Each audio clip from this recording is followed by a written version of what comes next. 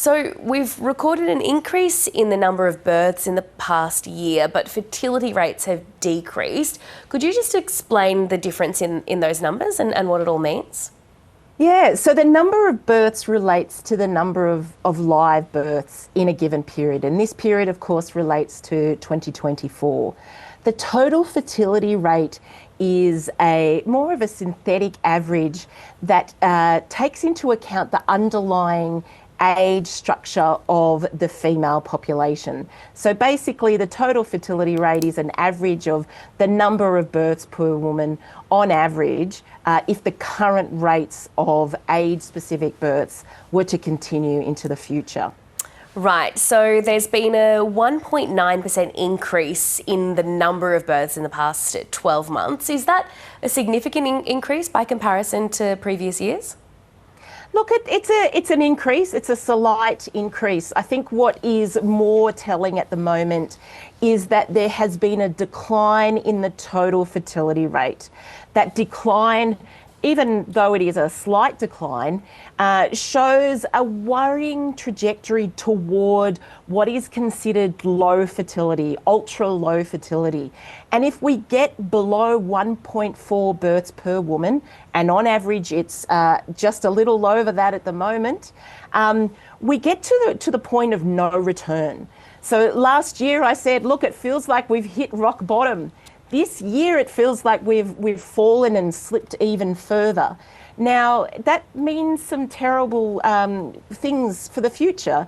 It means, firstly, that Aussies are unlikely to achieve their desired family size. And that's because the barriers to having a much wanted child are just simply insurmountable. Housing affordability, economic security, gender equality and climate change are these big clustering crises that really undermine the certainty and the future of tomorrow. And they mean that together, hope really is not something that features among young people. I think a lot of that goes to my next question, because these figures are also showing an increase in the median age of parents. So people are clearly waiting a lot longer to start their families. Just take us through some of the reasons behind that. Yeah, so what happens is the older we are at which we start a family, that means the potential window for us to have children or try to have a child is very much truncated. It's constrained. So that means that the increase in our age at birth means that we're likely to have fewer children over our life course. And of course, what's driving that? Well, we have to stay in school. That's a good thing. We then need to get a post-school qualification of some sort to then be able to establish ourselves in employment. We need to establish our career. We need to get that ever growing house deposit to then be able to have security. And of course that trajectory then pushes out the age at which we start a family. And so now we're looking at the prospects of later early 30s, and soon it'll be mid 30s and so on.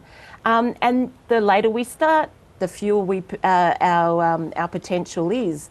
But that also takes away the choice. So on a biological level, that means that being able to fall pregnant becomes trickier and so on with time. And where do you think medical and scientific advancements fit into some of these changes? You know, are we seeing more women freezing their eggs or more people turning to services like IVF?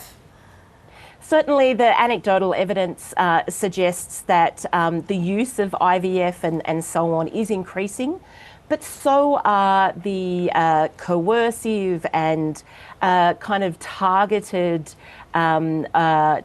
of women in particular, drawing on that fear of that biological clock running out. So we're seeing increases in egg freezing that may not actually in the long run aid in preparing and allowing families to have children. So we're getting to this point where science is also being used to co-opt our fear in a way. And at the heart of this, we've got to be super careful and kind of go back to the basics. Let's think about this idea that who do we want to be as a nation? We want to be a place that is supportive of families if people choose. That choice is super important.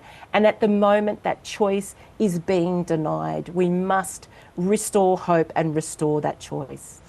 All right, ANU demographer Dr. Liz Allen, thank you so much for your time this afternoon. Thank you.